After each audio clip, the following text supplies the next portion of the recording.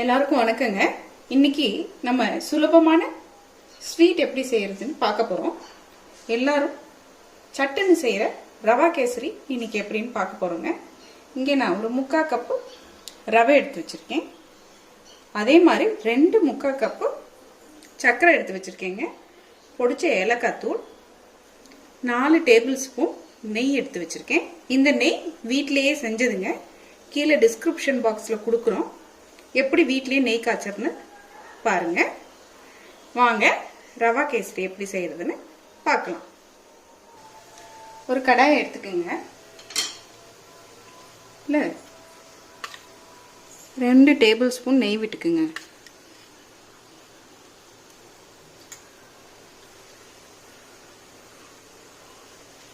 நெய் நல்லா உருகுனதுக்கப்புறங்க ரவையை போட்டு இதில் வறுக்க போகிறோம். நெய் நல்லா காஞ்சிருச்சுங்க. ரவையை போட்டு நல்லா வறுக்க போகிறோங்க. இப்போ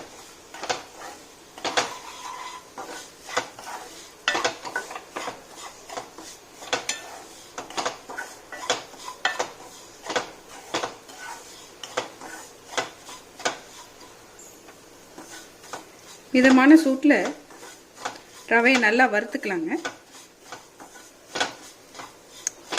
ரவை நல்லா வறுபட்டுருச்சான்னு எப்படி கண்டுபிடிக்கிறதுனா, நல்ல ரவை நெய்யில் வறுபட்டுருச்சுனாங்க கம கமன் மனம் வரும். அந்த ஸ்டேஜில் ரவையை எடுத்துடணும்.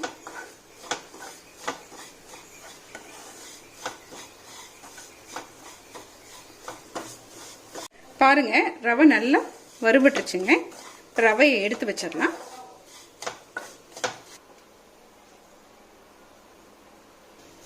ரவையை எடுத்தாச்சு. இப்போ எந்த கப்பில் ரவை எடுத்துக்கிட்டோமோ அதே கப்பில் 2.25 கப் தண்ணி விட்டுக்கணும்.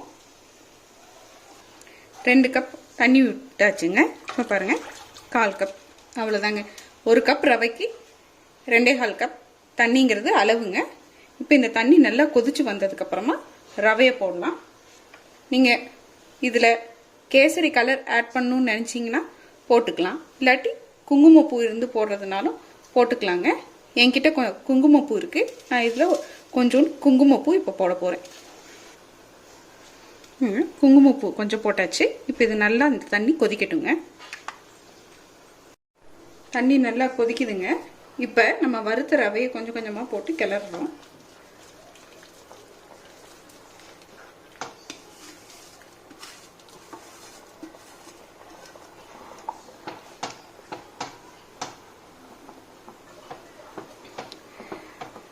கைவிடாமல் கிளறுங்க, இல்லாட்டி கட்டி பிடிச்சிடும்.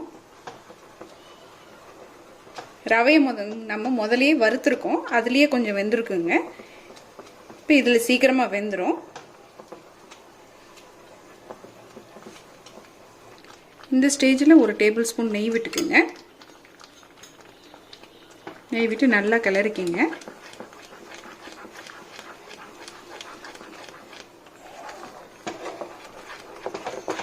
ரவை நல்லா வெந்துருச்சுங்க.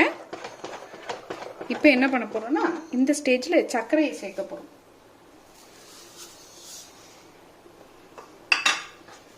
சர்க்கரை நீங்கள் கம்மியாக தான் சாப்பிடுவீங்கன்னா 1.5 கப் போட்டால் கூட போதுங்க. சர்க்கரையை போட்டு கைவிடாமல் கிளறுங்க. சர்க்கரை நல்லா கரைஞ்சி நம்ம ரவையோட ஒன்றா சேரணுங்க. இப்போ பாருங்கள், சர்க்கரை நல்லா கரைஞ்சிருச்சுங்க. கரைஞ்சி நம்ம ரவையோட மிக்ஸ் ஆயிடுச்சு. இப்போ கைவிடாமல் கிளறிக்கிட்டே இருந்தீங்கன்னா, அடுப்பை பெரிய தணலில் வச்சுக்கோங்க. கைவிடாமல் கிளறிட்டே இருந்தீங்கன்னா சர்க்கரை இறுக ஆரம்பிச்சிரும். கேசரி வெந்துக்கிட்டு இருக்குங்க. இப்போ என்ன பண்ண போகிறோன்னா, நம்ம கிஸ்மிஸ் முந்திரி பருப்பு தாளித்து கொட்ட போகிறோம். நமக்கு 1 டேபிள் ஸ்பூன் நெய்ங்க, ஒரு 5 முந்திரி பருப்பு எடுத்து உடச்சி வச்சுருக்கேன். ஒரு 10 கிஸ்மிஸ் எடுத்து வச்சுருக்கேங்க. இதை நெய்யில் போட்டு நல்லா காய்ச்சி இதை நம்ம அந்த கேசரியில் கொட்டி கிளற போகிறோங்க. நம்ம கேசரி பாருங்கள், சர்க்கரையோடு நல்லா மிக்ஸ் ஆகி வெந்துக்கிட்டு இருக்கு. இதை மிதமான தண்ணியில் வச்சுட்டுங்க. இப்போ இது வெந்துக்கிட்டு இருக்கட்டும். அதில் ஒரு தாளிக்கிற கரண்டி வச்சுருக்கேங்க. நெய் விட்டாச்சுங்க. நெய் நல்லா உருகுனதுக்கப்புறம்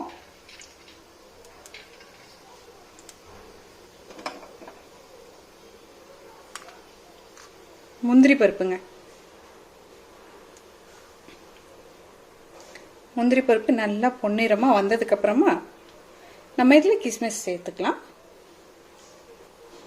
பாருங்க, முந்திரி நல்லா பொன்னிறமாக வறுபட்டுருச்சுங்க. இப்போ என்ன பண்ண போகிறோம்னா, நம்மளுடைய கிஸ்மிஸ் இருக்கு பாருங்க, அது இதில் போட போகிறோங்க. கிஸ்மிஸ் நல்லா உப்பி வருங்க. அதுக்குள்ளே நம்மளுடைய முந்திரி பருப்பும் நல்ல நிறம் வந்துருச்சு. இப்போ இந்த அடுப்பை ஆஃப் பண்ணிட்டுங்க. இதை அப்படியே நம்ம கேசரியில் கொட்ட போகிறோம்.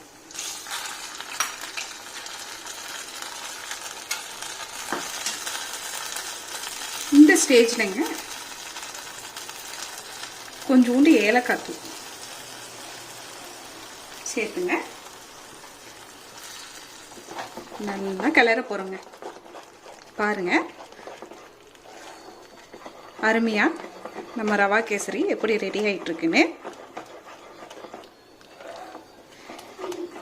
இதில் குங்குமப்பூ சேர்த்துருக்கிறதுனால அங்கங்கே லைட்டாக நிறம் இருக்குங்க. நல்லா கிளறிடுங்க.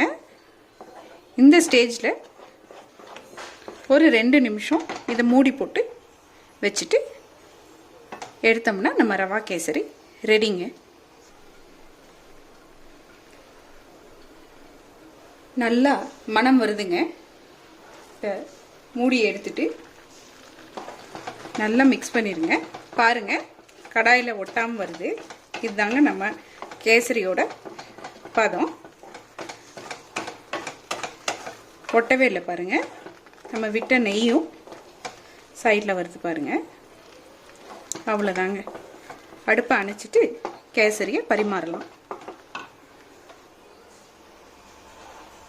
நம்மளுடைய ரவா கேசரி ரெடிங்க. சூடாக சாப்பிட்டா ரொம்ப நல்லா இருக்குங்க.